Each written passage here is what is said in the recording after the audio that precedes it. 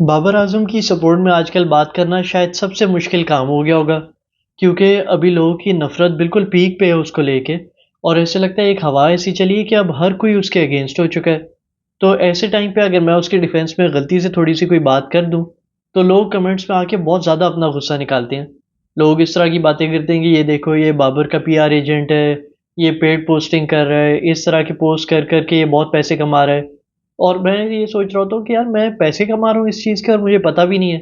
तो ये सोचने वाली बात है कि ये सारा पैसा जा किधर रहा है।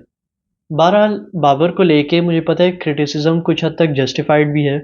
उसने कैप्टेंसी वापस ले ली और फिर उसके कैप्टेंसी के अंडर हम लोग ग्रुप स्टेज से बाहर हो गए। तो उस लिहाज से क्रिटिसिज्म बनता भी है। लेकिन मैं फिर भी एक इशू पे बात करना चाह रहा था, और आप प्लीज़ ज़रा मेरी बात को समझने की कोशिश करना। क्योंकि बहुत लोग क्या होता है, कमेंट्स में जो मैं बात कर रहा होता हूँ उससे बिल्कुल कोई इररिलेवेंट जवाब दे के ना वो अपना गुस्सा निकालना शुरू कर देते हैं, गालियाँ देना शुरू कर देते हैं। तो आप प्लीज़ ज़रा बात को समझने की कोशिश करना। पाकिस्तान के टी20 वर्ल्ड कप 2024 में 5 हाईएस्ट रन स्कोरर आपको पता है कौन थे? ये मैंने लिखे हुए, मैं आपको पढ़ के भी बता देता हूँ। नंबर 1 पे बाबर आजम, 122 रन्स, 40.7 एवरेज, 101.7 का स्ट्राइक रेट।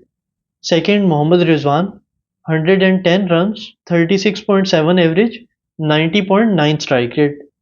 थर्ड पे शादाब खान, जिसका डायरेक्ट है 44 runs, 14.7 average, 91.7 strike rate. Fourth पे शाहीन शाह आफरीदी, 36 रन्स, इनफिनिट की उसकी एवरेज और 163.63 स्ट्राइक रेट। फिफ्थ पे फ़खर जमान, 33 रन्स, 8.25 की एवरेज और 110 का स्ट्राइक रेट। तो अब आप ये सोचें कि एक ऐसा टूर्नामेंट जिसमें जो फोर्थ हाईएस्ट रन स्कोरर है वो हमारा एक बॉलर था, तो आप अंदाज़ा लगा सकते हैं कि बैट्समैन की क्या हालत हुई हुई है। हमारा जो टॉप ऑर्डर में थर्ड हाईएस्ट रन स्कोरर है, उसकी 8 की एवरेज थी टूर्नामेंट में। 8 की एवरेज वाला हमारा थर्ड हाईएस्ट रन स्कोरर है। तो आप बाकी टॉप ऑर्डर और मिडल ऑर्डर ने किस तरह का परफॉर्म किया है वो आप सोच सकते हैं। लेकिन टीम जैसा मर्जी परफॉर्म करी हो, ब्लेम सारा फैंस की तरफ से एक ही बंदे पे जाता है और वो है बाबर आजम। और अब मुझे पता है कि इसके रिस्पॉन्स पे लोगों का क्या जवाब होगा कि हाँ, तो जो लोग फारिग परफॉर्म कर रहे हैं उसमें भी बाबर की गलती है, क्योंकि वही तो टीम सेलेक्ट करता है, उसने अपने दोस्तों को खिलाया है, तो तभी तो टीम का ये हाल हुआ है। और यही जब मैं पूछूं कि यार आमिर और इमाद वसीम तो हमेशा उसके अगेंस्ट बात करते रहते थे, तो वो अगर अपने दोस्तों को खिलाते सिर्फ तो उनको क्यों खिलाया? तो फिर वो लोग कहते हैं कि क्या हो गया है, उनको बाबर थोड़ी लेके आए टीम में, उनको तो वहाब रियाज लेके आए हैं, उनको शाहीन शाह लेके आए हैं। तो आप एक चीज़ डिसाइड कर लें कि बाबर टीम बना रहा है या नहीं बना रहा। आप अपनी आर्ग्यूमेंट को सपोर्ट करने के लिए ये नहीं कर सकते कि अपनी स्टेटमेंट को खुद ही कॉन्ट्राडिक्ट करते रहें।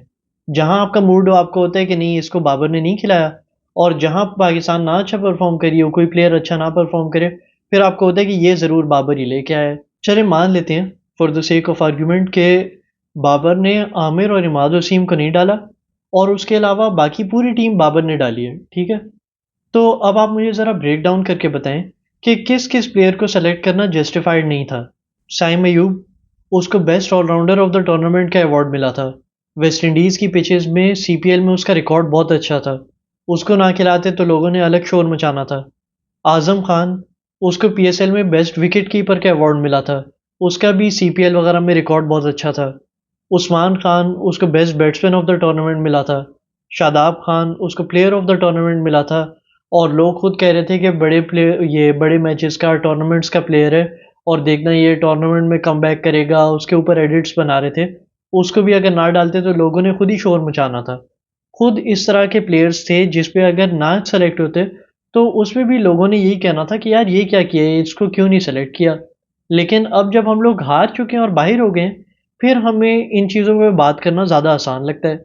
ये मैं बात नहीं कर रहा कि हमारी जो स्क्वाड है वो बिल्कुल कोई परफेक्ट थी।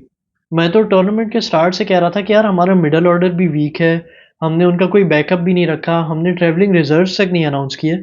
लेकिन बाबर की ये अथॉरिटी है ही नहीं कि वो कहे कि हम लोग ट्रैवलिंग रिजर्व्स भी नहीं लेके जाएंगे साथ। ये हमारे चीफ सेलेक्टर की कॉल होनी थी कि हम लोग ट्रैवलिंग रिजर्व्स तक हमने अनाउंस नहीं किए। तो पूरी बात का मकसद क्या है कि आप बाबर को ज़रूर क्वेश्चन करें उसकी कैप्टेंसी पे, उसकी इंडिविजुअल परफॉर्मेंस पे भी, इवन उसकी कुछ जो डिसीजंस वगैरह हैं, जिस तरह अबरार को पूरे टूर्नामेंट में क्यों नहीं मौका दिया, वो बिल्कुल मेरी समझ से बाहर है। लेकिन बात यह है कि जो प्लेयर्स सेलेक्ट हुए थे, वो मोर और लेस अपनी परफॉर्मेंस की वजह से ही हुए थे।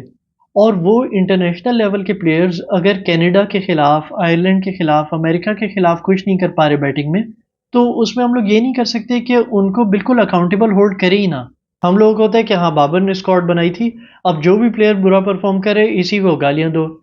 हालांकि टूर्नामेंट से पहले हम लोग खुद भी एक दो प्लेयर्स को ही चेंज करने की बात कर रहे थे, वरना हम लोग खुद भी स्क्वाड से खुश थे। ज्यादातर लोग जो हैं वो यही कह रहे थे कि जो 2022 की हमारी स्क्वाड थी जिसमें हमने फाइनल खेला था, उससे बेहतर ये वाली स्क्वाड लग रही है। लेकिन अब क्योंकि हम लोग ग्रुप स्टेज से बाहर हो गए हैं, तो अब ये कहना बहुत आसान है कि ये क्या, ये तो हमें शुरू से पता था कि कितनी गलत स्क्वाड बनाई हुई थी और सारी बाबर की गलती है। तो बाबर को क्रिटिसाइज़ करना उसकी गलतियों पे बिल्कुल जस्टिफाइड है और वो आपका हक है। लेकिन अगर हमने एज़ अ टीम ग्रो करना है, तो हमें हर प्लेयर को अकाउंटेबल होल्ड करना होगा। हर प्लेयर से सवाल करना होगा कि उसने अपने हिस्से का रोल क्यों नहीं सही तरह प्ले किया। तो यहाँ मुझे लगता है हमें अपनी अप्रोच थोड़ी-सी चेंज करने की ज़रूरत है। बाकी मैं फिर वही बात कर रहा हूँ कि जहाँ गलतियाँ की हों, वहाँ पे क्रिटिसाइज़ करना बिल्कुल आपका हक है। इसी के साथ वीडियो ख़त्म करते हैं। अल्लाह हाफ़िज़।